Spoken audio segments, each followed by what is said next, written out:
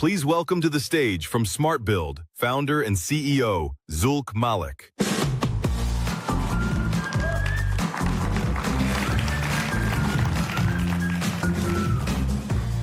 So, good afternoon, everyone.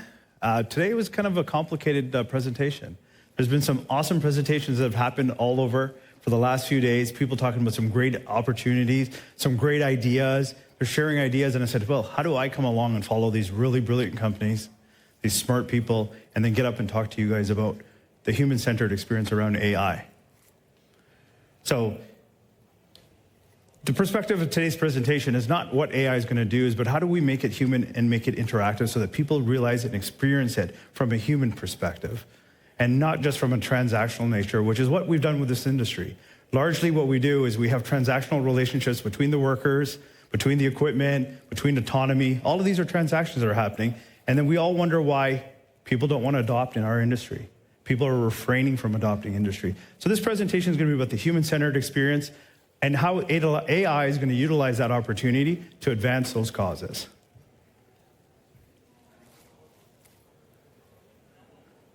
So a little bit about me, all right? My name is Zulq Malik.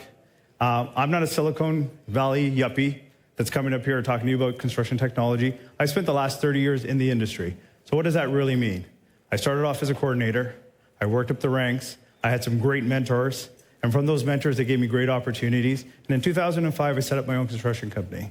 And what I realized is that while I wanted to work on some big-scale projects, I'm competing with large-scale established companies. I want to bid on airport projects, but I don't have the infrastructure yet. And how am I going to build my infrastructure around a startup company in the construction space? Right? So I realized I need to look at processes.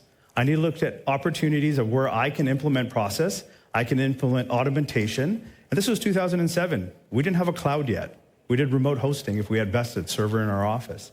So I said, hey, I'm going to hire myself a developer. And this developer is going to take simple steps, and he's going to make these transactions happen for me through a digital format. And that set their journey to what today is now SmartBuild Construction, which is a technology company. So we talk about inspirations. I get inspired from real-life experiences. And a lot of these real-life experiences are from being on the job site or what I've experienced as a contractor. But largely, I get a lot of inspiration from looking at my 8-year-old daughter and how she experienced the world. Last year, we were in Europe. She was out there with us. We went to Italy. She went to the Colosseum. Her experience was take a picture of the Colosseum, ask Gemini, what is this? And Gemini told her, this is a Colosseum. It was built so many hundreds of years ago, blah, blah, blah, blah. She didn't open up a book. She didn't do this. What really made me think was, wait a minute, this is the future of our industry.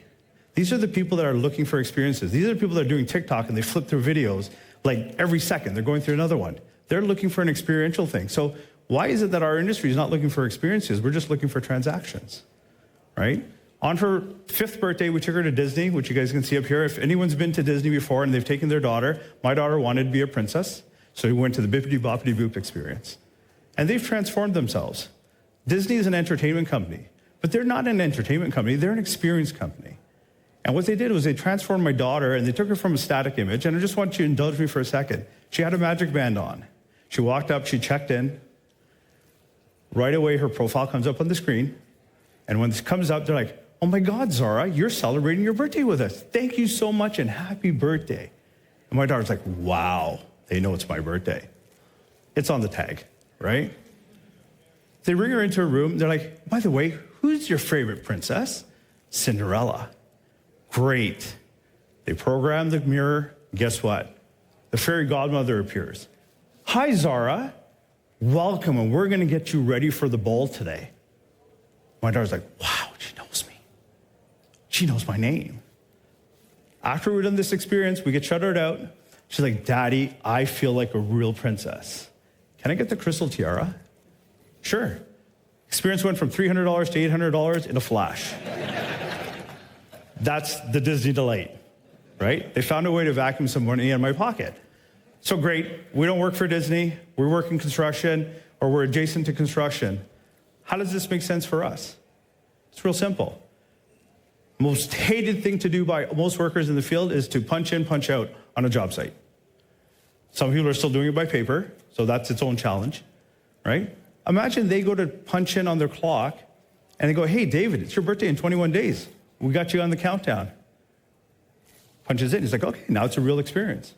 I'm not scared to share my information about being in here today.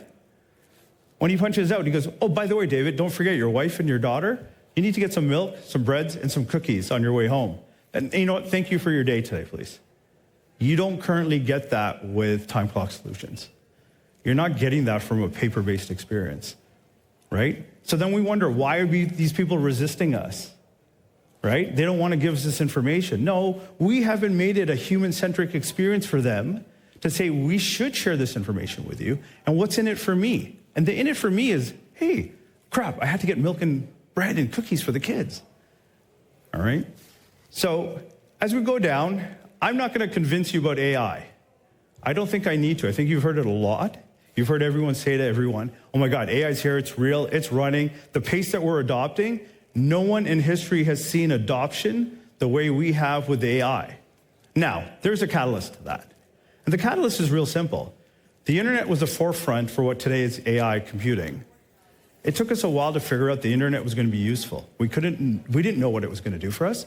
We didn't know how it was going to improve our lives. But now we have this thing called AI, and they're going, oh, look how fast it's going. Well, no. Somebody did all the groundwork. They set the stage for everyone, and they prepared us for this 40x spends and these $3 billion acquisitions. They set the tone for this.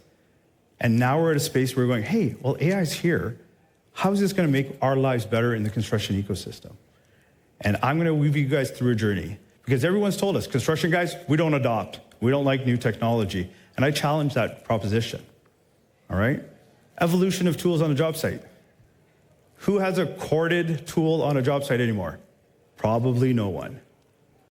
I remember the very first coring rig we bought. I won't say who the manufacturer was.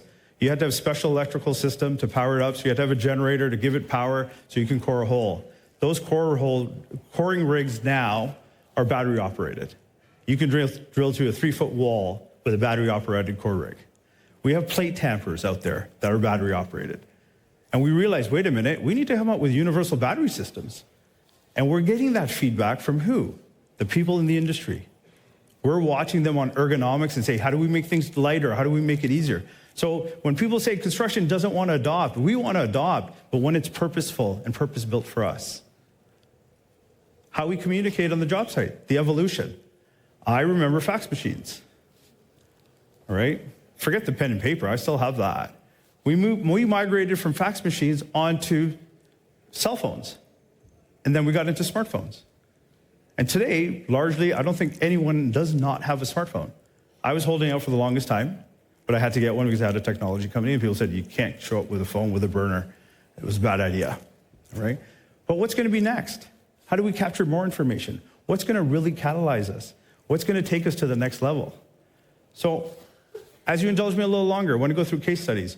We are surrounded by, in a commercial market, use cases of virtual assistants that are all being powered by AI. I've been driving a Mercedes-Benz for a series of times. Why? Because I work really hard and I figured I should have a nice car to drive. That was the excuse for me, all right? But what happened is I got accustomed to the creature comforts that come from the vehicle. Now, it's not just in Mercedes. Toyota has it, Tesla have it. On your birthday, you'll get birthday goodies show up on your screen. Confetti popping out to you. Valentine's Day, which was less than a month ago, the hearts are falling off the screen. They're creating these digital engagement opportunities and experiences so that you are more connected to your vehicle. When's the last time somebody found a keypad to key in the phone number? They actually ask, hey Mercedes, or hey Toyota, or hey GM, can you dial this phone number for me? No one's going backwards. So it's existing, it's out there in the market space. But in construction, like we talked about, we could start our Bobcat by just talking to, hey, start my Bobcat. Well, you could do that with a car literally 10 years ago. So what's our current reality on the construction site? The simple reality is that we got a communication problem, all right? We have a bottleneck of information. It's bottlenecking into usually one or two individuals that are responsible for pushing that data forward. And yet the entire industry says we should make data-informed decisions. And the reality is that we can't make data-informed decisions because we're getting information from one or two people on a job site. We discount the 100 or 200 people that are also walking around the job site that have information and nuggets of data that we need to capture and that we need to put into our platforms. So I don't need to convince you that there's a problem with the data transfer of information. It's existing, it's real, but it's getting better. So how's AI going to intersect with this? Right? Real simple. Conversational-based AI tools. We've developed it. I'm not here to pitch my product, but it's more about we're using AI to leverage the disparity that we have of how we connect data into platforms and into different models. Guys in construction don't want to type. They don't want to use a keyboard. They got fat, pudgy fingers. They can't use the phone. That's a reality of our lives. The phone wasn't designed for us, all right? But what if they can talk to it? What if they got structured information, structured questions? Depending on the answer of your question, it leads you down a different rabbit hole, so you'll give me more information. And what if I told you that we have clients of ours that complete safety documentation in 2 minutes versus the 15 or 20 that we're doing before? They're more apt to give you this information, right? This is not just for the guy in the office, not just for the site super on the job. This could be expanded on scale to anyone on the job site. We see a connected experience with equipment. All right? Caterpillar announced it. They've got their AI tool that you can talk to it while it's in the bot. There's a whole generation that, I'll be honest with you, I had a civil division. We didn't just have Caterpillar equipment. We had other manufacturers. So how do I have uniformity of my data going across multiple pieces of equipment, right? And a lot of the tool stacks that are being built today are being built so that they're universal, so they can be compatible with anyone's tools or anyone's products. So you know what? If you get out of a Hitachi and you jump into a CAT, the information is still going to come the same way into your back-end database. So why? Why does this matter? The reality is there's a bottom line behind all of this. More information is going to drive better decisions. Anyone that's disputing that, I can't really help you through that process. But once we get to a stage where we can make it easier, we take away the friction, and we get people talking to your devices, communicating on a human level, we'll get more information. And as we get more information, we're going to get better decisions. So why am I doing this? I'm not on an AI wave. I'm actually looking at the next generation. My daughter's 8. And I would really like that one day she follows daddy's footsteps and she wants to get engaged in construction. So that's roughly 17 to 18 years from now, at best, maybe 20. Her world is going to include autonomous equipment. Her world is going to have robotics. Her world is also going to have a lot of AI in it, all right? But her world's going to need humans, because this generation of workers and that are up and coming, they're looking for human experiences. That's why they take pictures of their food and they upload it and put it somewhere. That's the experience that they're looking for. So I'm hoping you guys were able to get something out of this. You know what? I consider us the nerds that actually build the technology to help enable all of you guys to do what you guys need to do out there. And I'm hoping we can stay in touch. And you can reach us out at the contact information. Just scan the QR code. Thank you very much.